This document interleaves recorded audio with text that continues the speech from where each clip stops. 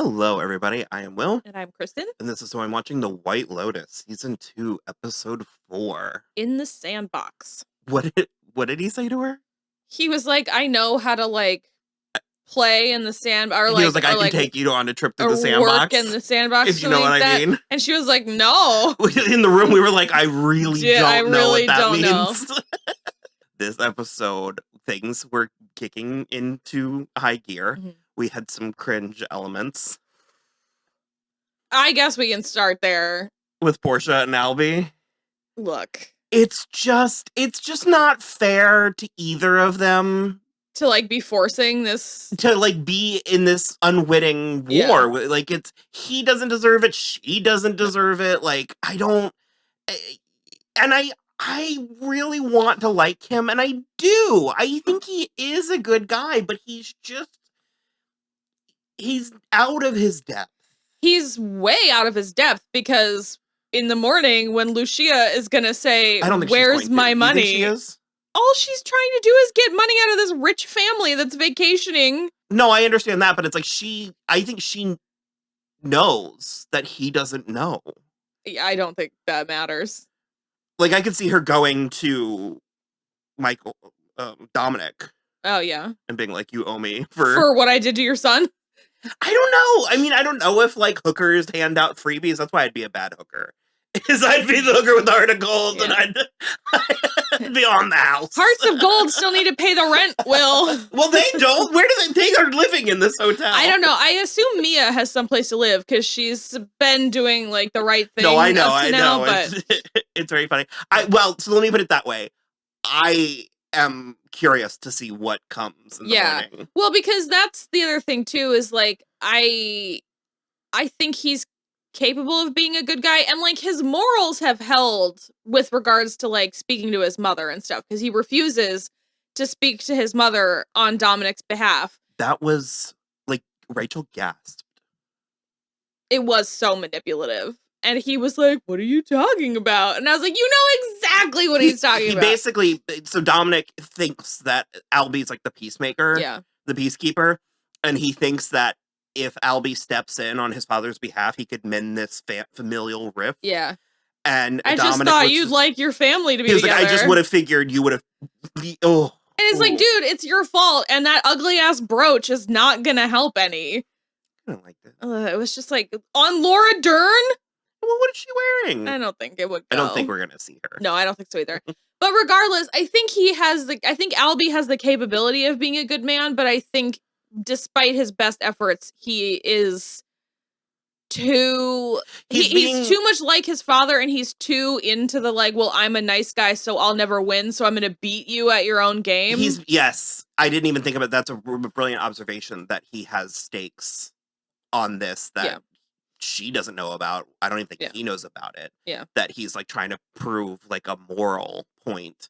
Because it's he's being far too chivalrous, and the thing is, if it doesn't work out, it can't define your vacation experience. Exactly. And it is. It just is. It's very fucking Jake Lacey in season 1 with the hotel room, and it's just you're a baby child, and it doesn't suit. And so you're right with the chivalrous too, where he goes to the beach club and saves her a seat, even though he can see her flirting with a boy up in the private little balcony area, having a literal gay old time up there. Who in their right mind is going to be no, let me go sit on one of those plebeian umbrella chairs after rosé bottle service and snacks? He's out of his depth. I get the sense that 9 times out of 10, Porsha would have just gone ahead and taken it upon herself to protect his ego on this week. Yeah. But this is her time. When's it going to be my turn? When's it Deborah's time? Yeah. And no, you're totally right, because I also think that she just is because she said multiple things where she's I just wish he got my heart rate up a little more. It's just he's nice. And but she also just keeps getting roped into this sort of shit. You're not trying to meet your soulmate. on a week vacation Yeah. in Italy. Like, if it happens, then that's fine. Where you are a third wheel tag along with your $500 million boss and her husband who absconded. Because her and, like, sensitive nips, there's nothing, there's no longevity there. No, of course They're not gonna, like, that's the point of... And that's where this is not the type of situation Alby should be getting himself into in the first place, because he is not a casual vacation affair type of guy. Mm-hmm. He is like, he's the type of guy you marry, and British sensitive nipples is the kind of guy that you fuck on vacation in Sicily. His name is Jack, and his real name is Leo Woodall, and he's very cute. Oh, I feel like I might know him from some things. Well, Valentina went from 0 to 60 in 3.5. Yeah. I thought I had a handle on her character, and now I'm like, oh, no, I'm further away from it in a way that I can't tell if I like or not. So, is she in love with Isabella? It seems. Okay. I don't know, man. And she went just like on a whim and bought her an expensive brooch as well. Just a lot of ugly brooches running around in this episode. Yeah, because it's just like, I don't know if it's that no one has paid attention to her, or is she? Someone proposed, I don't think it was you, I think it was in the comments, but that she might have been one of the, like, hookers, one of the ladies of the night at one point. Yeah, and that's why she's so, like, anti. Yeah, I don't know. It's weird. She's just fawning over Isabella now in this way that I would say feels uncharacteristic. But we don't really know her. Yeah. And so I'm very curious to see where they're going, if there is in fact somewhere specific they're going. We did get, so Tanya's being romanced. He's gay too. Yeah. But I'm like, Tom Hollander's character Quentin, he's gay with one of the other ones that was flirting with all the boys. Mario or something like that. Yeah. They're gay and fabulous and older, and they have money, and they just sort of do this. And so they acquire Tanya, which feels like she's behaving like this is her first rodeo. And I would have thought. Yeah,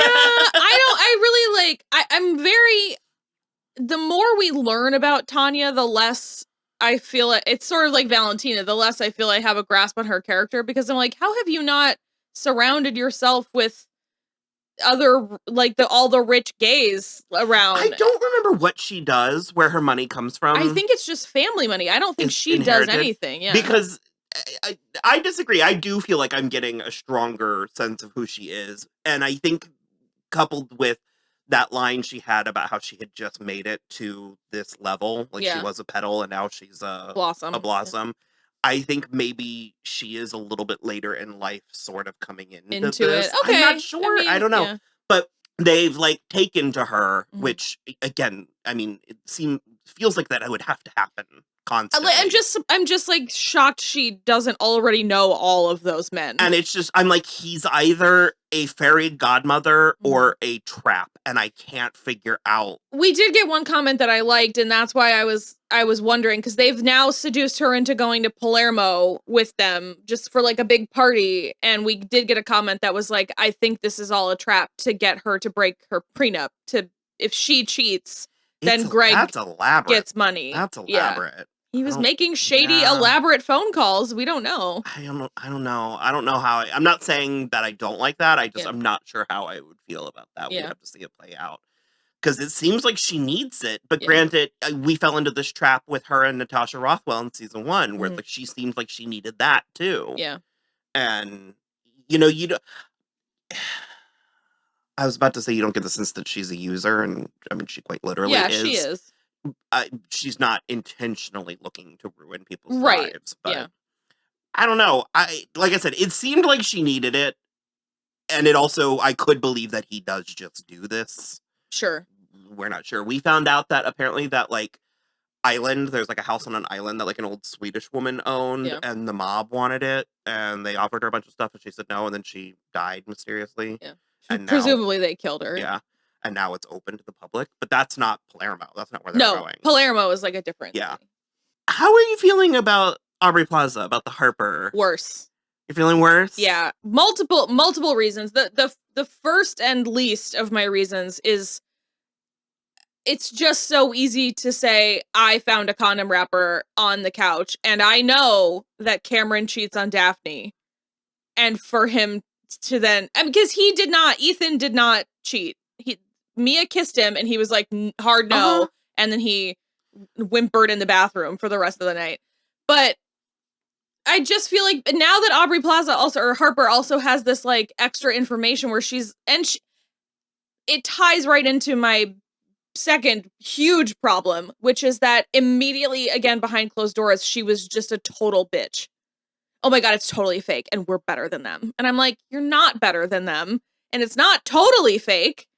Especially after Daphne sort of was like, that's just between us. Yeah, she was like, so I feel like I might have been a little high and said too much. Yeah. She like really kind of like spilled her heart in this way that, you know, I've been burned before. There's a good chance that Daphne's disingenuous as well. However, I'm not getting equal levels of disingenuous between the two. I think Harper is a lot more disingenuous. But furthermore, it's sort of like, so then who do you trust? Because it's not even your husband at this point.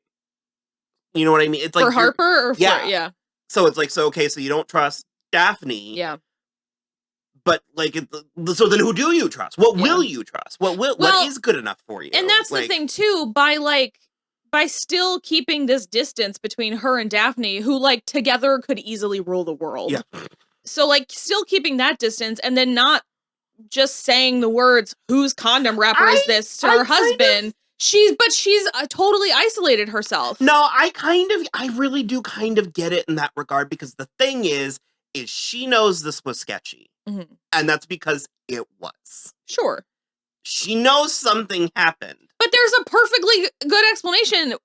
But if the issue is trust, if the issue is that her fear of them corrupting him, anything he gives her is just going to lead her to that conclusion. Yeah, I get, well, and because him offering, he's sort of like, he's trying to deflect. And so, I mean, if he even acknowledges that there were prostitutes in the room, that's already, for her, in her mind, that's confirmation that this is like. Yeah, well, then you're totally right. And so that's why I was like, so then who do you trust? If you don't trust Daphne and you don't trust because then it's Ethan, just if no matter what Ethan says, you're not going to believe him, then you don't trust him, and then it doesn't matter what he says. You're right about that. And I think some of her, I think some of her struggle is internal. Yeah, of course, she feels less than. No, but Daphne. I mean, like, I think she is actively trying to figure out what this means to her. You know, I mean, they didn't give us a real shiny button to think that she's contemplating following in Harper's footsteps. But I think it's just sort of, and you're right. I was disappointed when the first thing she started doing was gossiping. With him. Granted, I mean, again, your spouse is supposed to be that person. Of course, and I can't even.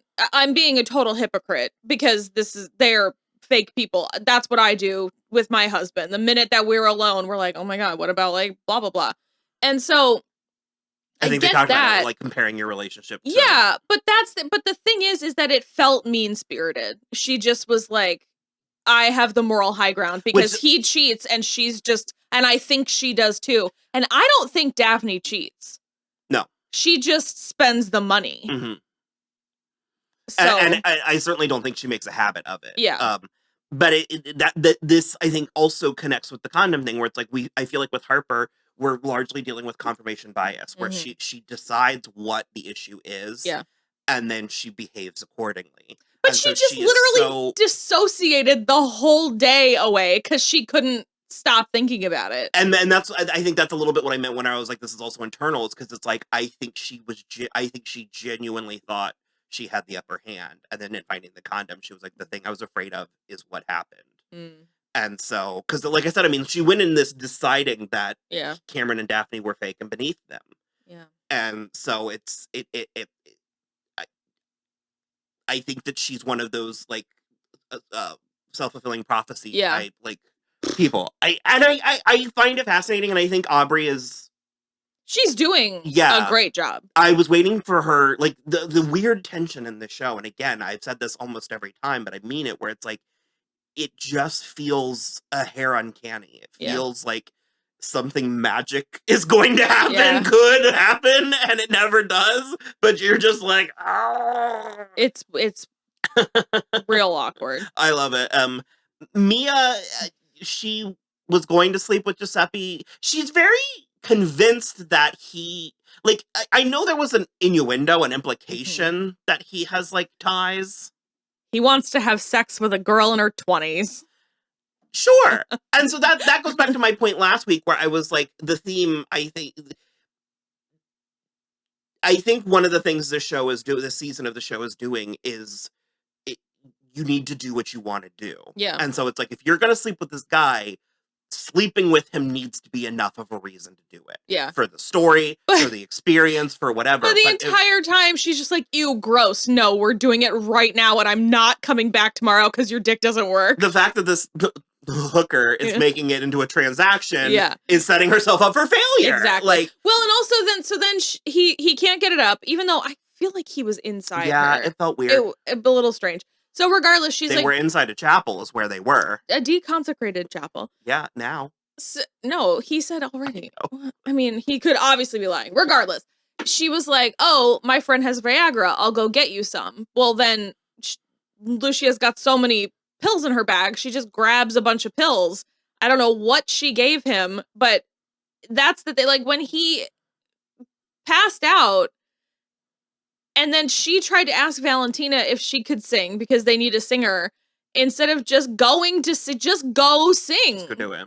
Just, I'm Amber Atkins reporting for, it's you just go do it.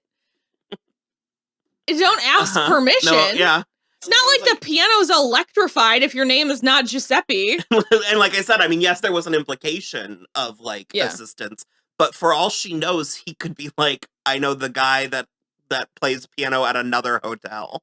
Yeah. And you could lay on his computer or on his piano in a glittery dress, Yeah, I just am sort of like, first of all, there's no way he has the type of connections you think he does if he is singing at a hotel bar, like a tourist hotel bar as well.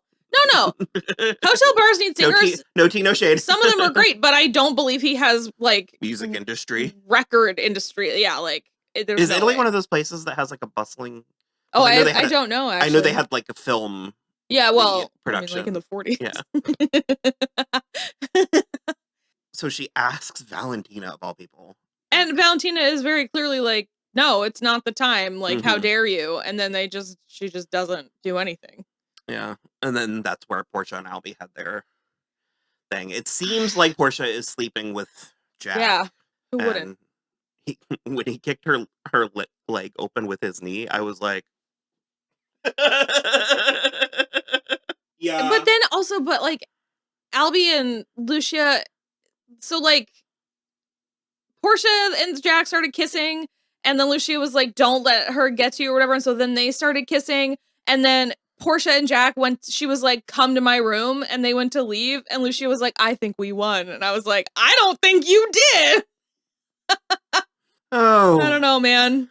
Oh boy, this is a really fun show to watch, though. I like it a lot. The character drama, the character study of it. Also, Bert is putting pieces together because the girls were in his room, and he already knew they were prostitutes. He just knows. But now Dominic knows that Alby is also sleeping with Lucia, and so I'm like, is she gonna go for the hat trick? Is she gonna go for Bert? Is she gonna try to get all the DeGrasso money? Oh, and Cameron did not have enough cash to pay them. Oh yeah, and he did not seem nearly concerned enough about it. They didn't come back up. Well, I mean, they don't have like a pimp or anything, so how are they gonna? Well, they have fast access to a lot of pills, and we are gonna have a body in the water. That is true. At the end, and there are several cases to be made. There are several cases to be made, for sure. So, we'll see. Yeah. Okay, we'll be back next week where we journeyed to Palermo. Yay. For a big old gay party.